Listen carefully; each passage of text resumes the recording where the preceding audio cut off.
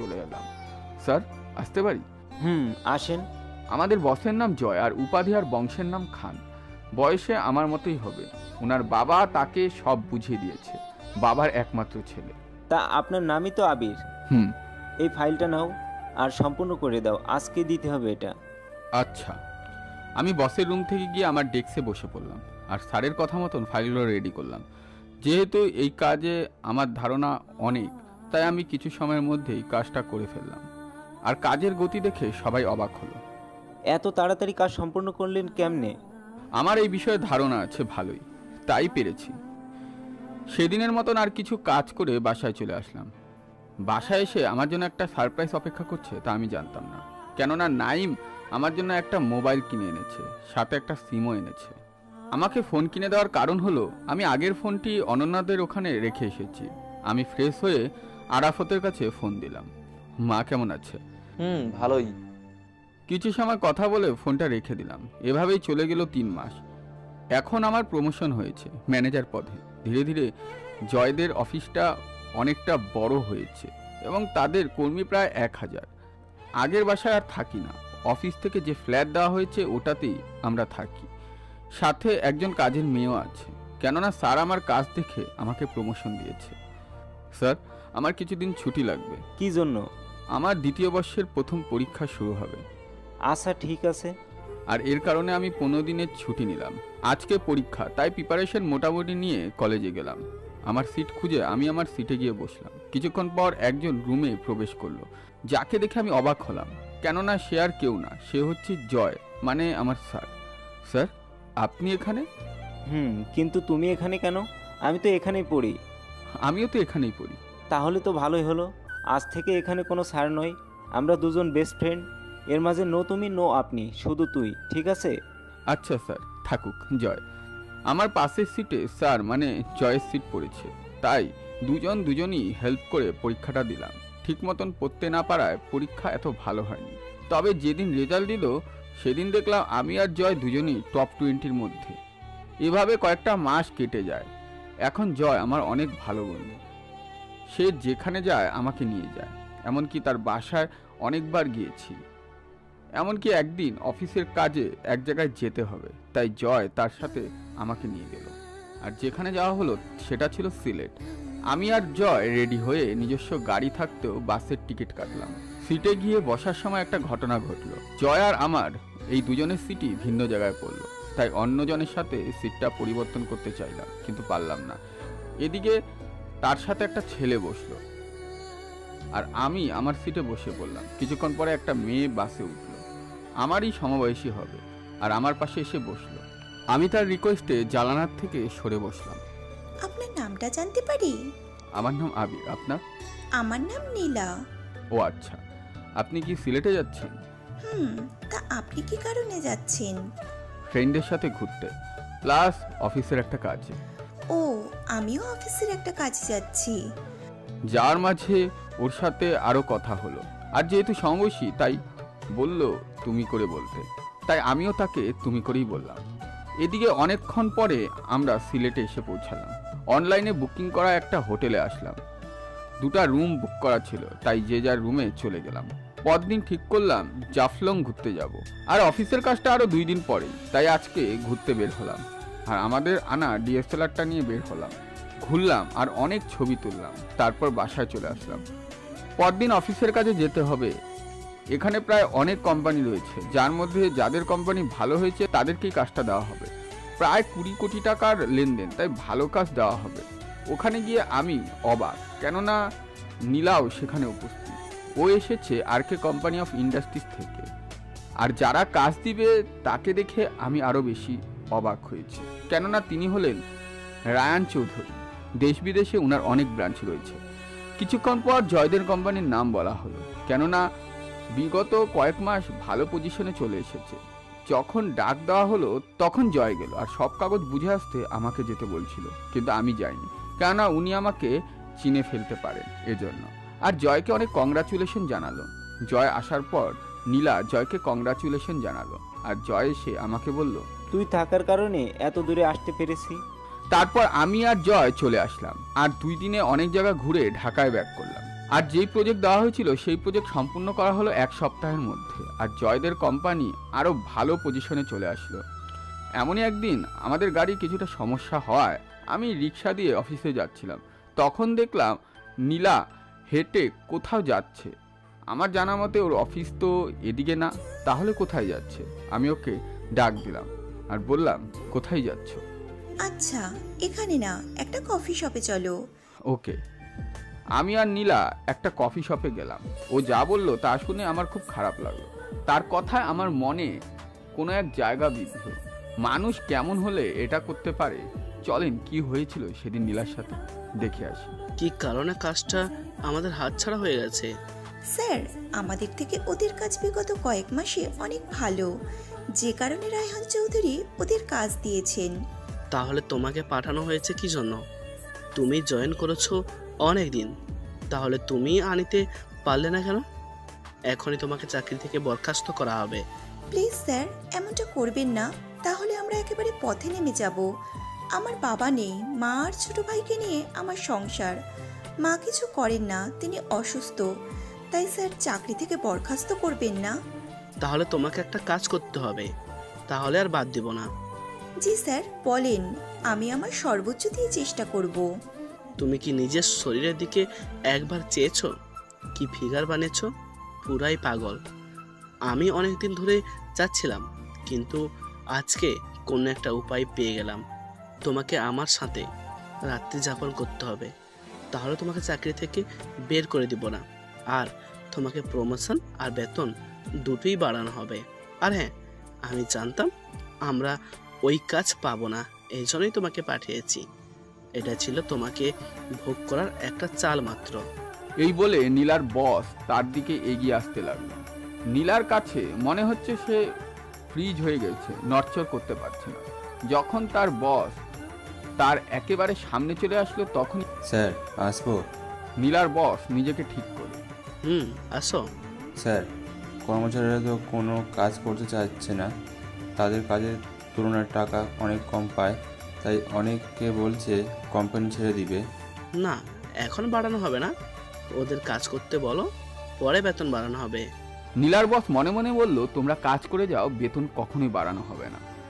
ওদের কথার মাঝামাঝিতেই নীলা এসে পড়ে তার টেবিলে আর ডেস্কে এসে কিছু কাজ করতে থাকে। নীলা চলে গেছে, তার দিকে খেয়াল করেনি তার বস। আচ্ছা ঠিক আছে। এই বলে সে এসে পড়ে। তখন নীলার বস খেয়াল করে নীলা নেই। সিকিউরিটি, জি স্যার, বলুন। নীলাকে আমার রুমে আসতে বলো। আচ্ছা স্যার। তারপর সিকিউরিটি নীলার টেবিলে গিয়ে, স্যারে আপনাকে তার রুমে ডেকেছেন। আপনি যান, আমি আসছি। তখন সিকিউরিটি চলে গেল। তার কিছুক্ষণ পর নীলা তার বসের ডেস্কে গেল। তা কি ভাবলে তুমি? এটা নিন স্যার, কি এটা? Resign letter. আমি আজকে থেকে আর আপনার এখানে কাজ করব না। তবে স্যার, একটা কথা শুনে রাখবেন, কখনো কারো দুর্বলতায় হাত দেবেন না, হয়তোবা সেই হাত ভেঙে যেতে পারে। বিদায় স্যার।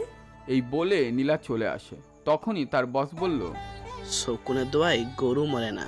এবার বর্তমানে আসি। তখন নীলা খেয়াল করলো আমার চোখে পানি। আপনি কাঁদছেন কেন? না তো, বাদ দাও। ওর প্রতি কেমন যেন একটা মায়া কাজ করছে। আচ্ছা, সত্যি কি তোমার বাবা নেই? সত্যি বলতে বাবা মারা যাননি, তার প্রতি আমার শুধুই ঘৃণা। আমার মাকে রেখে অন্য একটা মহিলাকে বিয়ে করেছেন, এখানেও কোনো খরচ দেয়নি। তারপর থেকে আমি কোনো রকমের সংসার চালাই। এখন একটা চাকরি খুব জরুরি, আর তখনই তোমার সাথে দেখা হলো। তখন আমি জয়কে কল দিলাম। বল। আমারও তো একজন পার্সোনাল সেক্রেটারি লাগবে। আগের জন তো কোনো একটা কারণে চাকরি ছেড়ে চলে গেছে।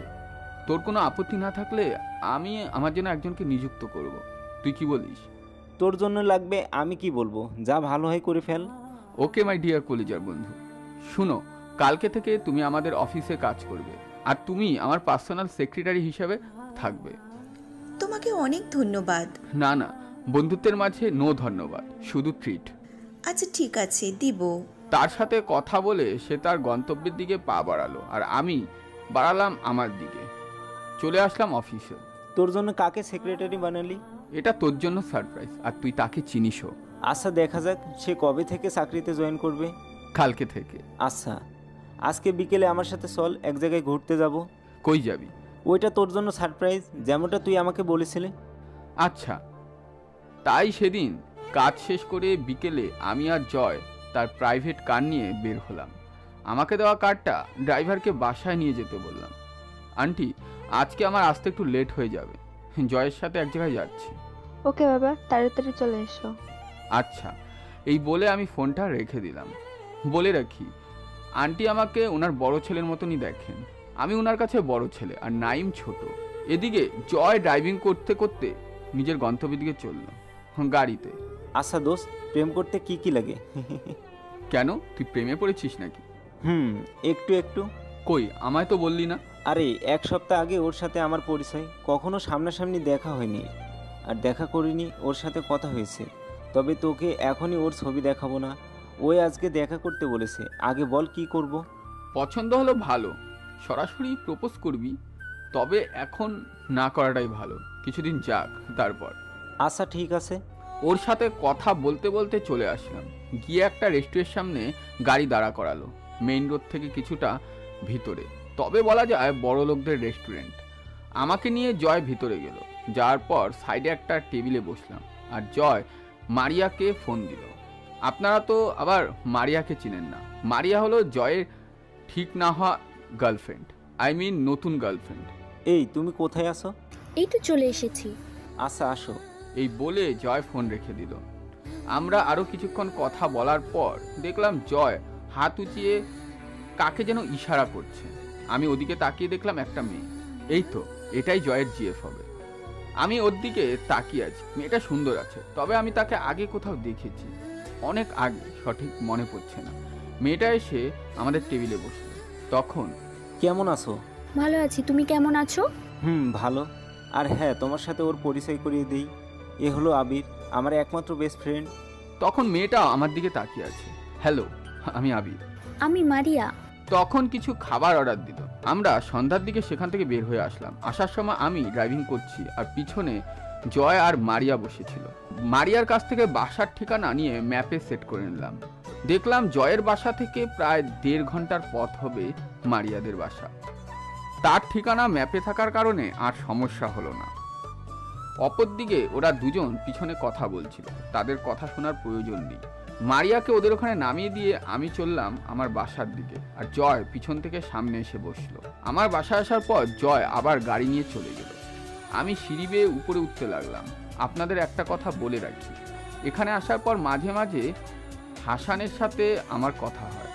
আমি আমার ফ্ল্যাটে এসে কলিং বেল দিলাম আর নাইম এসে দরজা খুলে দিল। এখন নাইমের পড়ালেখাও ঠিক মতন চলছে আর আমারও লেখাপড়া হয়। মাঝে মাঝে সকল কাজের মধ্যে পড়ালেখা করার সময় হয় না। আমি বাসায় গিয়ে আজকে কিছুক্ষণ লেখাপড়া করলাম। তারপর আন্টি এসে খাবারের জন্য ডাক দিলেন। খেয়ে রুমে এসে ফোন টিপতে শুরু করলাম। ফোন ব্যবহার করতে করতে কখন যে ঘুমিয়ে পড়ি ভাবতেও পারিনি। পরের দিন সকালে আজানের সময় আমার ঘুম ভাঙলো। আমি উঠে উজু করে নামাজ পড়ে নিলাম আর বের হয়ে গেলাম মর্নিং ওয়ার্কে। তারপর বাসায় এসে সকালের খাবার খেয়ে অফিসের উদ্দেশ্যে রওনা হলাম। স্যার, গাড়ি স্টার্ট নিচ্ছে না, গ্যারেজ যেতে হবে। আচ্ছা, নিয়ে যাও। আমি গাড়ি থেকে নেমে একটা রিক্সা নিয়ে অফিসের যাত্রা করলাম। অপরদিকে নীলা আমার আগেই পৌঁছে গেছে আর জয় নীলাকে দেখে অবাক। আরে নীলা, তুমি আমাদের অফিসে কি মনে করে? কেন, আবির বলেনি? আমি তো ওর পার্সোনাল সেক্রেটারি। ও আচ্ছা, ও আমাকে সারপ্রাইজ দিতে চেয়েছিল, আর এটা যে তুমি তা আমি ভাবতে পারিনি। তুমি এখানে আসলে কেন? তারপর নীলা জয়কে সব বলল। এর মাঝে আমি চলে আসলাম। কি ব্যাপার, কি কথা হচ্ছে? তোর সারপ্রাইজ তো এখন আমার সামনে। আমি আর নীলা আমার রুমে এসে পড়লাম। আমার পাশে তার ডেস্ক, তবে এর মাঝে একটা সামান্যই ব্যবধান, মানে গ্লাসের একটা দেওয়াল। নীলাকে অল্প বোঝানোর পরই ও সব বুঝে নিল, কেননা ও বেশ দক্ষ বিষয়। আমি খেয়াল করলাম সে কাজ অনেক দ্রুত করে, তাই আমার কাজ কমে গেল, প্রায় নাই বললেই চলে। এমনকি এদিকে আমি একটা কাজ করছি, তার কাজ না থাকায় সে আমার কাছ থেকে আমার ফাইলটা নিয়ে নেয় আর সে নিজেই সলভ করে দেয়। এখন জয়ের কোম্পানি বাংলাদেশের টপ 5-এর অবস্থান করছে আর ব্রাঞ্চ হচ্ছে 6টা। আজকে কোথাও ঘুরতে যাই, এই বলে আমিও রেডি হয়ে গেলাম। আর জয়কে বলে 1 ঘন্টা আগে, তবে জিএফ বিএফ বলে ভুল করবেন না। নীলা এখন আমার ব্যাপারে সব জানে। আমরা দুজনই ভাই বোনের মতন।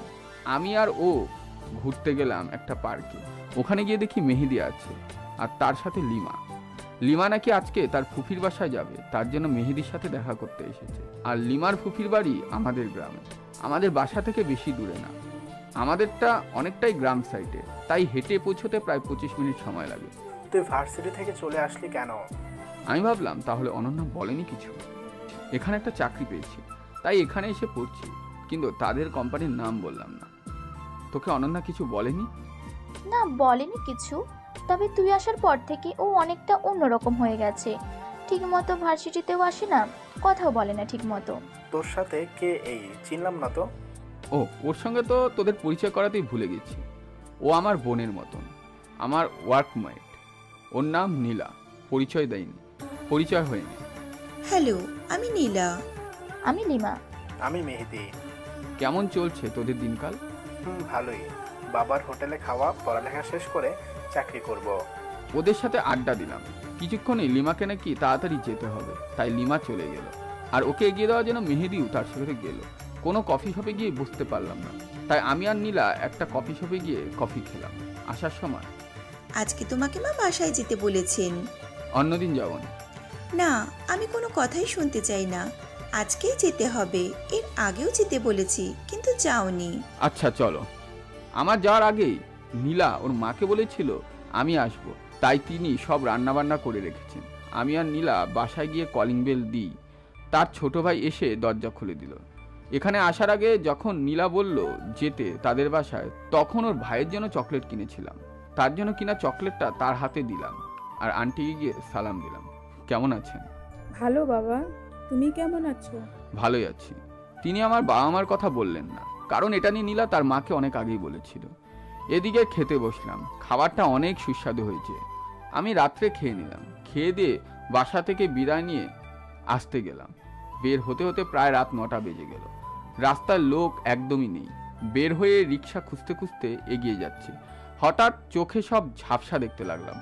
আমি নীলাদের বাসা থেকে বের হয়ে রিক্সা খুঁজতে লাগলাম। তারপর রোডের পাশে একটা রিক্সা দেখতে পেলাম, আর আমি সেদিকে এগোতে থাকলাম। রাস্তা যখন মাঝামাঝি, তখন একটা প্রাইভেট কার এসে আমাকে ধাক্কা দিল, আর আমি অনেকটা দূরে ছিটকে পড়লাম। রাস্তার ঘর্ষণের ফলে কয়েক জায়গা কেটে গেল, আর মাথায় বাড়ি খেলাম। এমনিতেই রাত, তবুও রাস্তার বাতিগুলো আমার চোখে ঝাপসা লাগছে। তারপর আর কিছু মনে নেই, মানে অজ্ঞান হয়ে গেলাম। যখন জ্ঞান ফিরল তখন নিজেকে হাসপাতালে আবিষ্কার করলাম, আর নার্স বাইরে গিয়ে বলল রোগীর জ্ঞান ফিরেছে। তাই ওনারা ভিতরে আসলো, আর আমি ওনাদের দেখে অবাক, কেননা তিনি ছিলেন রায়ান চৌধুরী। আমি ওনাকে দেখে উঠে বসতে লাগলাম, কিন্তু তিনি বসতে না করলেন। বলে রাখি, শরীরে কয়েক জায়গায় কেটে যাওয়া আমার গায়ে জামা ছিল না, যার কারণে খালি গায়ে ছিলাম। এখন কেমন লাগছে বাবা তোমার? জি আঙ্কেল, অনেকটাই ভালো। কিন্তু আপনি আমাকে আনলেন কিভাবে? আমি অফিস থেকে ফিরছিলাম, আর ড্রাইভার গাড়ি চালাচ্ছিল। তার কিছুটা ঝিমুনি আসছিল মনে হয়, তবে আমি খেয়াল করিনি। যখনই গাড়ির সাথে কিছু ধাক্কা খেলো তখনই আমি চমকে যাই, আর ড্রাইভারকে গাড়ি থামাতে বলি। যখন দেখি তুমি কিছুটা দূরে পড়ে আছো, তখন ড্রাইভার আর আমি দুজনে তোমাকে গাড়িতে আনি। তোমার শরীর থেকে তখনও রক্ত বের হচ্ছিল, তাই তাড়াতাড়ি কাছের একটা হসপিটালে শিফট করি। তোমার কালকে রাত্রে থেকে জ্ঞান ছিল না, এইমাত্র তোমার জ্ঞান ফিরল।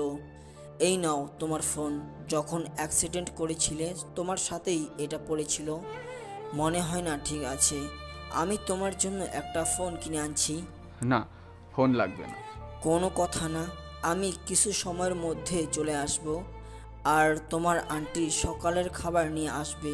এখানের খাবার বেশি ভালো না, তুমি শুয়ে রেস্ট নাও। আমি মাথা নাড়িয়ে হ্যাঁ জানালাম। কি রে, আবিরের কোনো খোঁজ পেলি? না মা, কালকে থেকে ফোন বন্ধ রয়েছে, তাই কিছু বলতে পারছি না। আমি তো আবিরকে বাসায় গিয়ে ফোন দিতে বলেছিলাম, ওই হয়তো বা ভুলে গিয়েছিল। কিন্তু আমিও তো কতবার ফোন দিলাম, কিন্তু ফোন বন্ধ কেন? না, অফিসে যাই, ওখানে গেলেই হয়তো বা জানতে পারা যাবে সব কিছু। আজকে আবিরের আসতে এত দেরি হচ্ছে কেন? তখন জয় আবিরকে ফোন দিল, কিন্তু সে ফোনটা বন্ধ পেল। কি ব্যাপার, ওর ফোন তো বন্ধ থাকে না, তাহলে আজকে বন্ধ কেন? না, ওর বাসায় গিয়ে দেখতে হবে, ওর আবার কিছু হলো না তো। এই বলে জয় তার গাড়িটা নিয়ে রওনা হলো আবিরদের বাসার উদ্দেশ্যে। সে আবিরের বাসায় যেতে থাকুক, আমরা অন্যদিকে ঘুরে আসি। বাবা, এখনো তুমি আবিরের খোঁজ পেলে না? না রে মা, অনেকে তো খুঁজলাম কিন্তু পেলাম না তো। তুই চিন্তা করিস না মা, ভাগ্যে থাকলে এমনিতে আসবে। শুন, তোকে একটা কথা বলি, যা তোকে বলিনি কিন্তু তোর জানা উচিত। বাবা বলো। তোর সাথে আমার বন্ধুর ছেলের সাথে একদম ছোটবেলা থেকে বিয়ের কথা হয়েছিল, কিন্তু যখন তোর বয়স 2 বছর আর আমার বন্ধুর ছেলের বয়স 4 বছর, তখন আমরা আমাদের একটা বন্ধুর পার্টিতে যাই। আর পার্টিটা ছিল একটা মার্কেটের পাশে কমিউনিটি সেন্টারে। যে পার্টি দিয়েছিল তার একমাত্র মেয়ের 1 বছর জন্মদিন উপলক্ষে ছিল। তো সবই ঠিকঠাক ছিল, কিন্তু যখন পার্টির কেক কাটা হয় তখন তুই তোর মায়ের কোলে ছিলি, কিন্তু আমার ওই বন্ধুর ছেলে ওর মার কোল থেকে নেমে পড়ে, কিন্তু ওর মায়ের ওই দিকে খেয়াল ছিল না। সে হাঁটতে হাঁটতে ওখান থেকে বের হয়ে যায়। সিকিউরিটিরা খেয়াল করেনি, কিন্তু তারপরে অনেক খোঁজা হয় কিন্তু পায় না। আর যখন আবির আমাদের এখানে আসে, তার আচরণ দেখে আমি তোর সাথে তাকে বিবাহ দিয়ে আমি মুক্তি নিতে চেয়েছিলাম, কিন্তু ভাগ্যের নির্মম পরিহাস, ওটাও হলো না। সে চলে গেল যদি আমরা ভুল বুঝি। এই জন্য কতটা ত্যাগ করলো আবির। লিমা ওর ফুপির বাড়িতে গিয়ে গত রাতে আজকে সেই পুরনো জায়গাটা ঘুরতে বের হয়েছে। প্রায় 2 বছর ধরেও ও এখানে আসে না। পুরনো জায়গাটা প্রায় আগের মতোই আছে, শুধু কিছু কিছু জায়গায় পার্থক্য। লিমা হাঁটতেছিল, তখনই কেউ তাকে ডাক দিল। আরে, এটা লিমা না? কেমন আছেন? অনেকদিন পর আপনার সাথে দেখা। আমি ভালোই আছি, চলো আমাদের বাসায়। আগে তো অনেক আসতে, আজকে আসো। লিমা যেতে যাচ্ছিল না, তাকে এক প্রকার জোর করে নিয়ে গেলেন। আপনাদের ওই মেয়েটির সম্পর্কে বিবরণ দিই। সে আর কেউ নয়, আমার ভাবি। তিনি কোনো একটা কাজে বাইরে গিয়েছিলেন, আর তখনই লিমার সাথে দেখা হয়, আর লিমাকে নিয়ে যায় আমাদের বাড়িতে। ওরা বাড়িতে যেতে থাকুক। জয় এতক্ষণে আবিরদের বাড়িতে চলে এসেছে। আন্টি, আবির কোথায়? আমি জানি না তো, কালকে বাড়ি আসেনি, কোনো ফোনও করেনি। নাইম কালকে থেকে ফোন দিচ্ছে, কিন্তু ফোন বন্ধ। আমি মনে করেছিলাম তোমার সাথে আছে হয়তো, কিন্তু ও তো তোমার সাথেও নেই। এখন কোথায় খুঁজবো তাকে? আচ্ছা, আমি দেখছি, আপনাদের খুঁজতে হবে না, আমি ওকে খুঁজে বের করব। এটা বলে জয় ওদের বাড়ি থেকে বের হয়ে যায়। আর মনে মনে, না, এখন খোঁজা ঠিক হবে না, হয়তো কোথাও গেছে। ফোনটাও মনে হয় হারিয়ে গেছে। আমাকে অপেক্ষা করতে হবে ওর ফোনের আশায়। এখন অফিসে যাই, এইটাই ভালো হবে। আবার নীলা অফিসে এসে দেখে জয় আর আবির একজনও নেই এখানে। তখন নীলা ভাবলো হয়তো জয়ের সাথে কোথাও গেছে। ওর ধারণা ভুল, কেননা কিছুক্ষণ পরে জয় আসলো একা। আবির কোথায়? তখন জয় নীলাকে সব বলল, আর কাজে মন দাও, আমি ওকে খুঁজে বের করব। তখন নীলা তার ট্রেক্সে চলে গেল আর ভাবলো, আমি যদি কালকে ওকে বাড়িতে নিয়ে না যেতাম তাহলে এমনটা হতো না। সব দোষ আমার। এতক্ষণে লিমা আর ভাবি বাসায় পৌঁছে গেছে। কেমন আছো তুমি মা? ভালো আন্টি, আপনি কেমন আছেন? ভালোই। তোমার মা বাবা কেমন আছেন? ভালো। আচ্ছা আন্টি, আবির কই? ওই নাকি ঢাকায় একটা কলেজে চান্স পেয়েছে, তাই নাকি ওখানে চলে গিয়েছে। আর ও একটা কাজ পেয়েছে, ওখানে কাজ করে, যে কারণে অন্য ভার্সিটিতে চলে গেছে। অনেকদিন পর কালকে দেখা হয়েছিল। আমি অনেক করে আসতে বলেছিলাম, কিন্তু ও বলল ওর কলেজে নাকি চাপ অনেক, তাই যেতে পারবে না। না, ও ওর ভাইয়ের সাথে রাগ করে বাড়ি থেকে চলে গিয়েছিল, তারপর থেকে আর আসেনি। তুমি আমাকে নিয়ে যাবে ওর কাছে? আসলে আমি ওর ঠিকানা জানি না, আগে জানতাম, কিন্তু এখন ওখানে নেই, কি করব? আচ্ছা মা, বাদ দাও। তখন ভাবি লিমার জন্য নাস্তা করে আনলো, আর লিমা মার সাথে আরো কিছুক্ষণ থেকে বাসা থেকে বের হয়ে গেল। এদিকে এখন আমার কাছে ফিরা যাক, আন্টি আসতে দেরি হবে, তাই আমি অন্যদিকে ফিরে রেস্ট নিচ্ছিলাম। ততক্ষণ পরে আন্টি মানে ইয়াসমিন চৌধুরী আসলো। আমি ডান দিকে দেওয়ালের দিকে তাকিয়েছিলাম, তাই আমি দেখতে পারিনি যে আন্টি এসেছে। আন্টি এসে যখন আমাকে ডাক দিবে, তখন ওনার চোখ আমার পিঠের উপরের দিকে যায়, এক দৃষ্টিতে ওদিকে তাকিয়ে থাকে, আর ওনার চোখ দিয়ে জল পড়ছিল। আমি যখন কারো উপস্থিতি বুঝতে পেরে ওনার দিকে তাকালাম, তখন দেখলাম ওনার চোখে জল। আপনার চোখে জল কেন? আচ্ছা বাবা, তোমার পিঠের ওপরের দিকে একটা সিংহ চিহ্ন আছে, ওটা কিসের? আমি জানি না, এটা অনেক আগে থেকে আমার আছে। যখন আমি মাত্র বুঝতে শিখেছি তখন থেকেই দেখছি এটা আমার কাছে আছে। বাবা, এতদিন কোথায় ছিলি? তুই আমার হারিয়ে যাওয়া বড় সন্তান। আজ থেকে 17 বছর আগে তুই হারিয়ে গিয়েছিলি। আমি কিছু বুঝতে পারছি না, উনি কিভাবে আমার মা? আমার মা তো আছেন। তাহলে কি ভাইয়া যে কথা বলেছিল ওটাই ঠিক?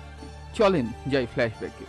যদিও ভাইয়া আমাকে মেরেছিল, সেদিন মা সহ অন্যরা যখন ঘরে যায় তখন ভাইয়া বলে, তুই আমার আপন কেউ না, আমি আমার এই সব সম্পত্তির একটু তোকে দেব না, পারলে তুই নিজে বড় হবি কখনো। আমি তখন ভাইয়ার কথা কিছু বুঝছিলাম না। আজ বুঝতে পারছি কেন ভাইয়া এই কথাটা বলেছিল। আর আজ আপনারা বুঝতে পারলেন আমি কেন বলেছিলাম আমাকে অনেক বড় হতে হবে। পথ তো এখনো অনেক দূর, কিন্তু আমি যদি তার আপন কেউ না হই তাহলে কেন আমি জানলাম না? আশেপাশের লোকেরাও তো জানাবে, কিন্তু তারাও কেন জানালো না? এটা হয়তো একটা রহস্য, কিন্তু এটাও বলবো, তবে এখন না। এখন যা যা হচ্ছিল সব আমার মাথার উপর দিয়ে যাচ্ছিল, তবুও নিজেকে ঠিক করলাম, কেননা এর শেষ পর্যন্ত আমাকে পৌঁছাতেই হবে। তখনই দেখলাম রায়ান চৌধুরী বা বাবা রুমে প্রবেশ করলেন। তিনি দেখলেন মা আমাকে জড়িয়ে ধরে আছে।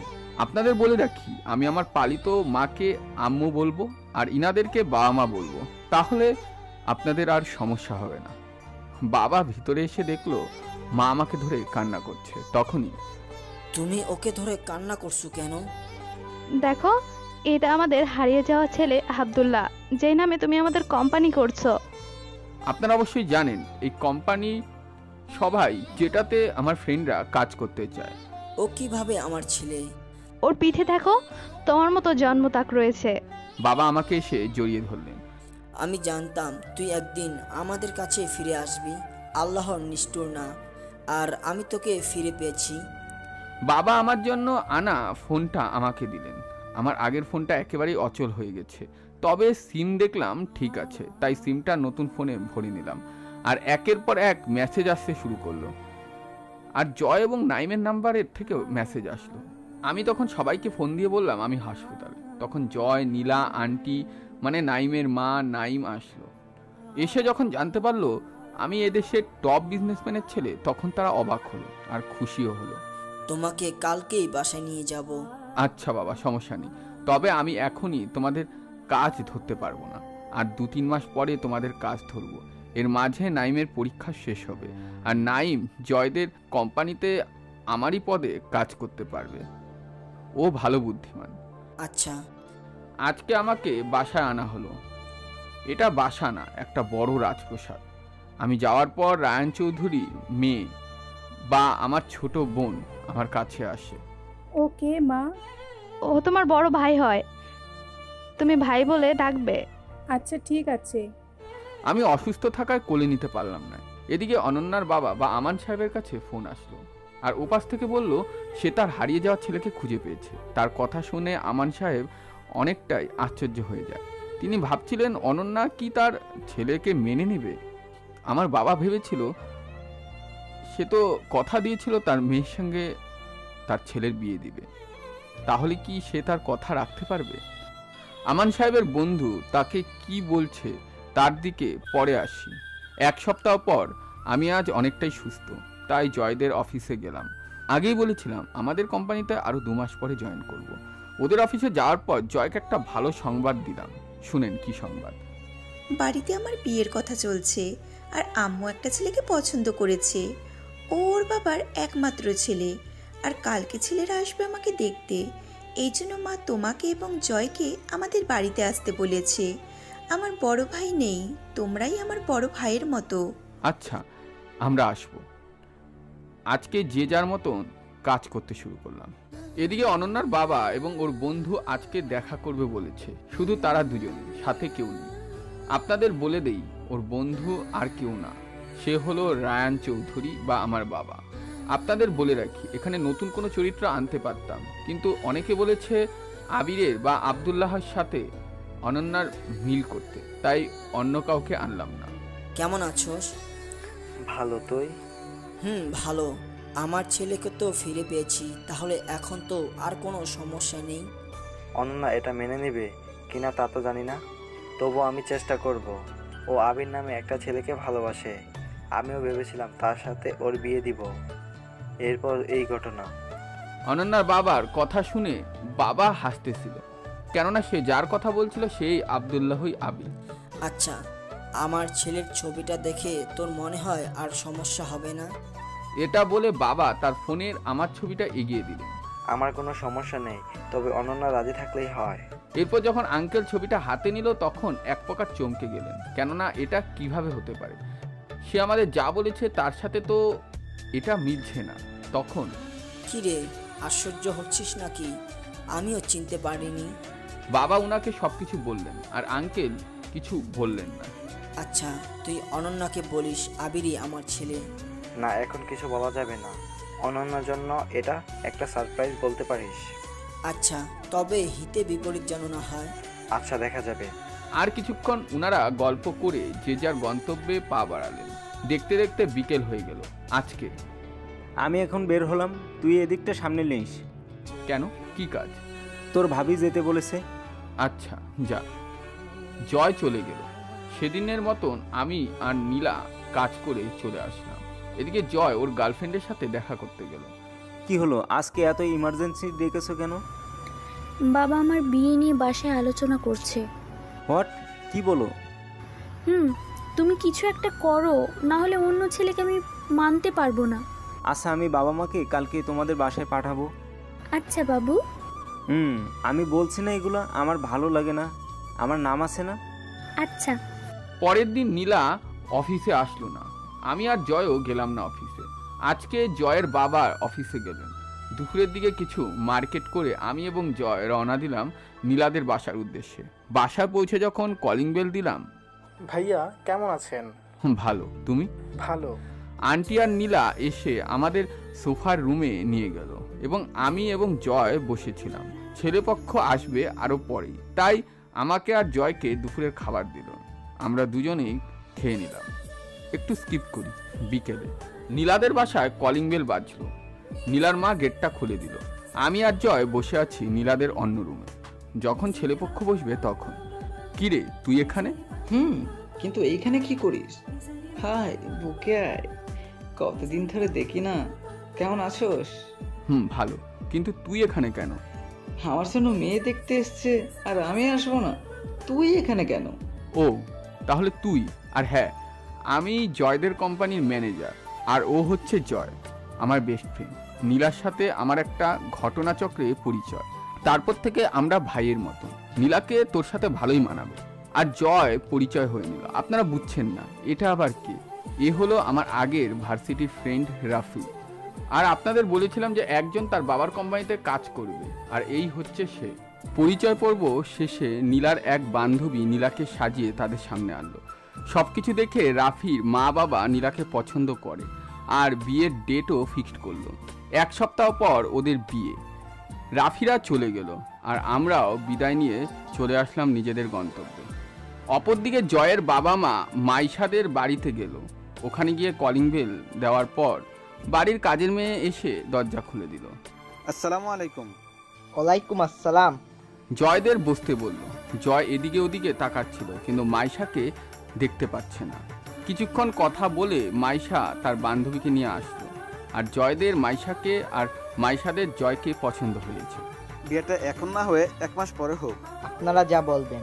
ওখান থেকে চলে আসলো। এই কয়দিনে নীলার জন্য মার্কেট করা হলো। 1 সপ্তাহ পর আজকে নীলার বিয়ে। বাসা বাড়ি ভালো মতোই সাজানো হয়েছে। এদিকে বরযাত্রী চলে এসেছে আর তার সাথে পুরনো ফ্রেন্ডরাও আছে। তবে অনন্যা আর লাকি আসেনি। বিয়েটা ভালো মতোই সম্পূর্ণ হলো আর আমরা সবাই মিলে আড্ডা দিলাম।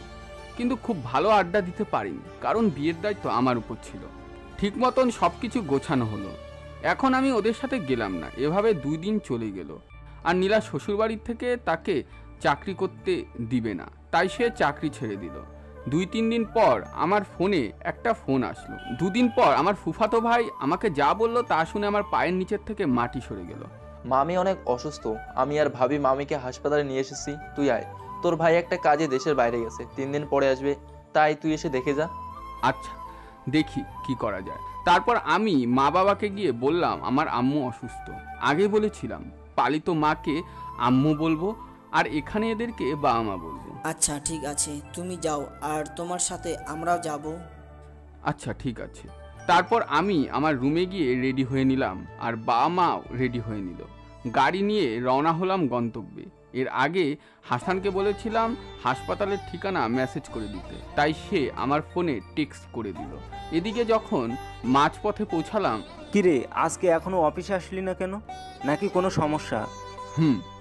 আমার আম্মু অসুস্থ, তাই তাকে দেখতে যাচ্ছি, এজন্য অফিসে আসতে পারবো না আজকে। আচ্ছা ঠিক আছে, তো কবে থেকে আসবি? কালকেই জয়েন করব। আচ্ছা ঠিক আছে, তো ভালো মতো আসবি। আচ্ছা। প্রায় 3 ঘন্টা জার্নি করার পর আমরা গন্তব্যে পৌঁছালাম। অপরদিকে আম্মুকে ডাক্তার বেডে শিফট করেছে। আম্মুর তেমন কিছু হয়নি, শরীর দুর্বল থাকার কারণে অজ্ঞান হয়ে গিয়েছিল।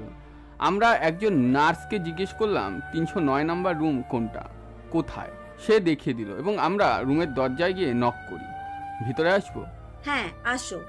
তোমাদের আসতে কোনো সমস্যা হয়নি তো? হাসান বলল তুমি আসবে, তবে তোমার সাথে এনারা দুজনকে তো চিনতে পারলাম না। ওনাদের চিনতে পারবে, আগে আম্মুর জ্ঞান ফিরতে দাও, সবাইকে একসাথেই বলবো। আচ্ছা ঠিক আছে, তোমার যা ইচ্ছে। আরো কিছুক্ষণ পর দেখলাম মায়ের জ্ঞান ফিরেছে। তিনি চোখ খুলে আমাকে দেখলেন। কেমন আছো আম্মু? তোকে ছাড়া কিভাবে ভালো থাকি বল। এখন সুস্থ আছি। আমি জানি তোকে অপবাদ দেওয়া হয়েছে, কিন্তু আমার তো কিছু করার ছিল না। আমিও তোকে ভুল বুঝেছিলাম। তারপর থেকে প্রতি রাতে তোর জন্য দোয়া করতাম যেন তুই ভালো থাকিস। তোর সাথে ওনাদের তো চিনলাম না, ওরা কে? আম্মু, ওনারা আমার বাবা মা। ওনাদের হারিয়ে যাওয়া সন্তান আমি। কিন্তু তুমি তো বললে আমি তোমাদের সন্তান। আমি তো এটাও বুঝতে পারিনি যে আমি ওনাদের সন্তান হই। তাহলে আমাদের এখানে সবাই জানাবে, আর আমিও কোনো না কোনোভাবে জানতে পারতাম, কিন্তু তা তো হলো না। আমাকে একটু বলবে আমি আসলে ওনাদের সন্তান কিনা? তুই আমাদের সন্তান না, তবে ওনাদের সন্তান কিনা তা বলতে পারবো না। তাহলে তো আমাদের আত্মীয়রা কেউ তো জানে না। তারা কেউ জানে না, শুধু জানতাম আমি, তোর বাবা আর তোর বড় ভাই। আচ্ছা আম্মু, সব বুঝিয়ে বলো, আমি তো কিছুই বুঝতে পারছি না। তবে জানতে হলে আজ থেকে আরো 19 বছর আগে থেকে ঘুরে আসতে হবে। তবে তোকে আরো আগে থেকে বলতে হবে আরো 14 বছর আগে, মোট 33 বছর আগে। আপনাদের 33 বছর আগে থেকে ঘুরিয়ে আনি। তখন আমি কলেজে পড়তাম, মাত্র কলেজে উঠেছি, মানে প্রথম বর্ষ। তখন একটা ছেলেকে দেখতাম আমার পিছু নিত, আবার কলেজে তাকিয়ে থাকতো। আমি কিছু বলতাম না, ছেলেটা দেখতে সুন্দর ছিল। এইভাবে চলতে থাকলো কিছুদিন। আমি ছেলেটার দিকে কিছুটা আকৃষ্ট হয়ে গিয়েছি। তার কিছুদিন পর ছেলেটা আমাকে প্রপোজ করে। আমি তোমাকে ভালোবেসে ফেলেছি। তুমি কি পারবে আমার হাতে হাত রেখে অনেক দূরে পাড়ি দিতে? আমি তোমার জন্য সব কিছু করতে পারবো। একত্রে বৃষ্টিতে দুজনে দুহাত ধরে হাঁটবো। আগে কখনো প্রপোজ করিনি, তাই আমি জানি না। আমাকে ভাবতে দাও। যদিও আমি তাকে পছন্দ করে ফেলেছিলাম, তবুও বললাম না। তবে বললাম কালকে বলবো। আমি তোমার জন্য সারা জীবন অপেক্ষা করতে পারবো। আচ্ছা, তোর বাবার ব্যাপারে কিছু বলেনি? তোর বাবার বাবা মানে তোর দাদা দাদি কেউ বেঁচে ছিল না, তবে তো বাবা তোর দাদার একমাত্র সন্তান ছিল, তাই সকল সম্পত্তি তোর বাবার নামে হয়ে যায়। সে ছিল আমার থেকে 2 বছরের বড়, মানে সে অনার্স প্রথম বর্ষে পড়তো। কিন্তু তোর নানা ছিল ওখানকার জমিদার, তা তোর বাবার সম্পত্তির তুলনায় অনেক বেশি। তো আপনারা বলতে পারেন তাহলে হাসান কিভাবে আমার ফুফাতো ভাই হয়? বলছি, তারা আমার এক আত্মীয়, ছোট থেকে ফুফু ফুফা বলে অভ্যাস হয়ে গেছে, তাই ফুফাতো ভাই ডাকি। পরের দিন যখন কলেজে গেলাম, তখন তোর বাবা আমার কাছে এসে জানতে চাইলো আমার মতামত কি। আমিও হ্যাঁ বলে দিলাম। এইভাবে চলতে থাকে আমাদের দিনকাল। আমাদের বাসা থেকে ওদের বাসা অনেক দূরে, আর কলেজটাও অনেকটা দূরে, যে কারণে বাবা মানে তোর নানা কিছু জানতে পারেনি। কেটে যায় 3টে বছর। এর মাঝে আমাদের সম্পর্কটা আরও গভীর হয়। এর মাঝে ঘটে একটা অঘটন। আমার বাবা মানে তোর নানা আমার জন্য পাত্র দেখতে থাকেন। আমি বিয়ে করব না। কেন বিবাহ করবি না?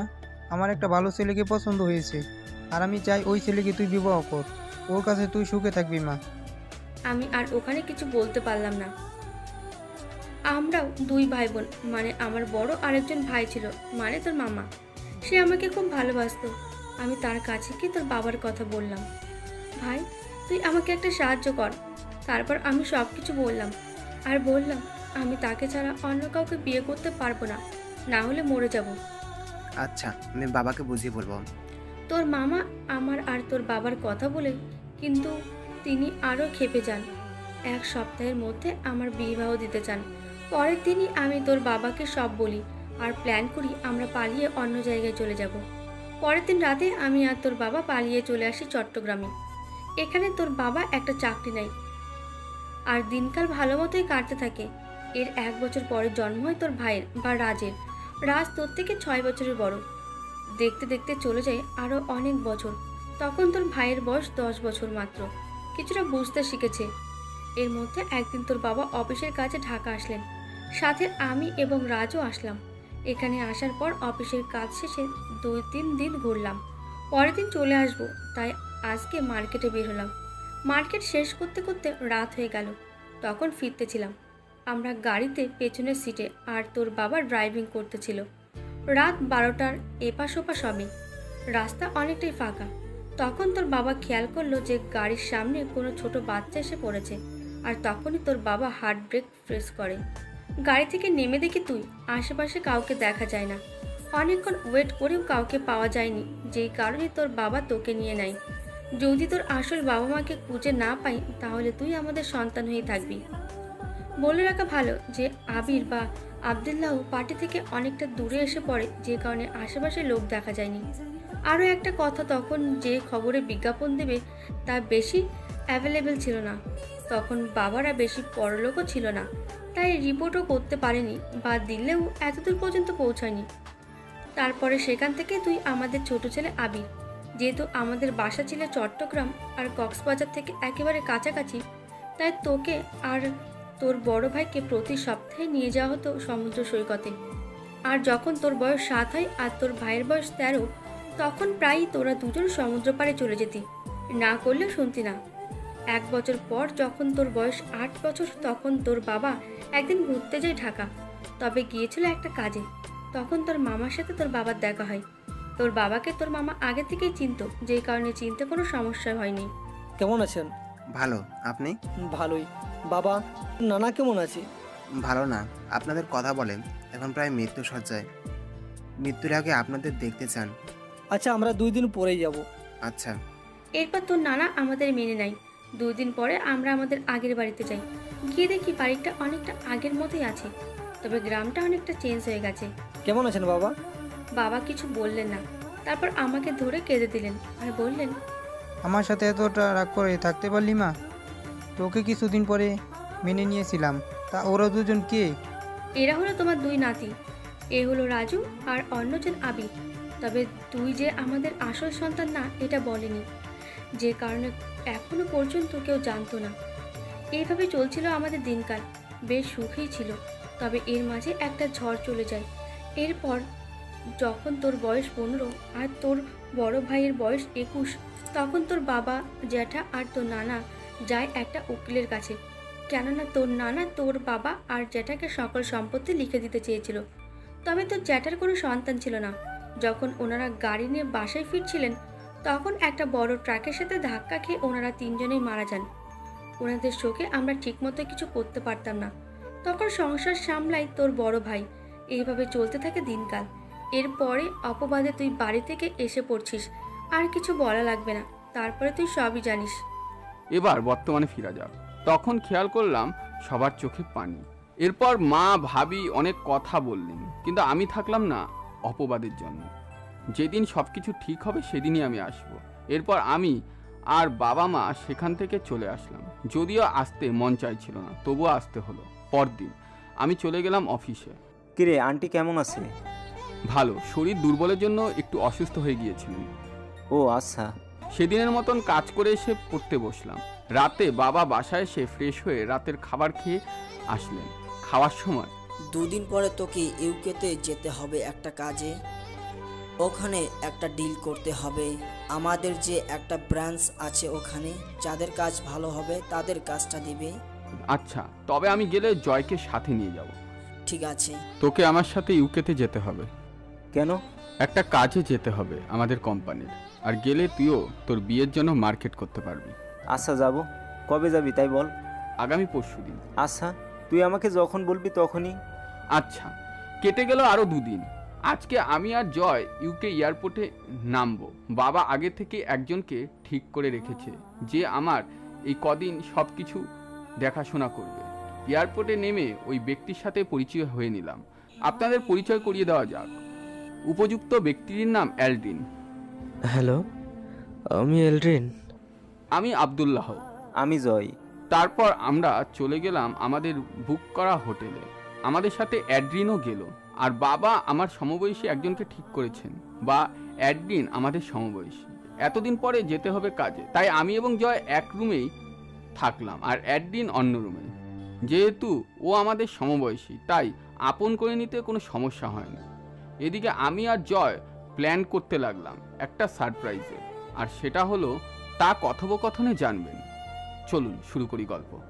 আচ্ছা, তুই কি করতে চাচ্ছিস? আচ্ছা, একটু গরিব সেজে গেলে কি হবে? মজাই হবে।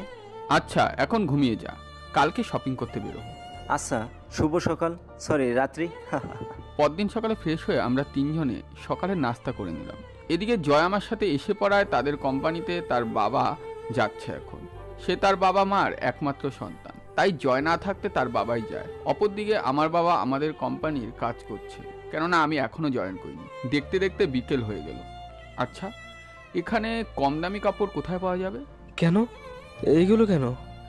তারপর আমি আমাদের প্ল্যান বললাম ওকে। ও শুনে হাসতে লাগলো আর আমাদের একটা শপে নিয়ে এলো। আমরা তিনজনই শপিং করলাম।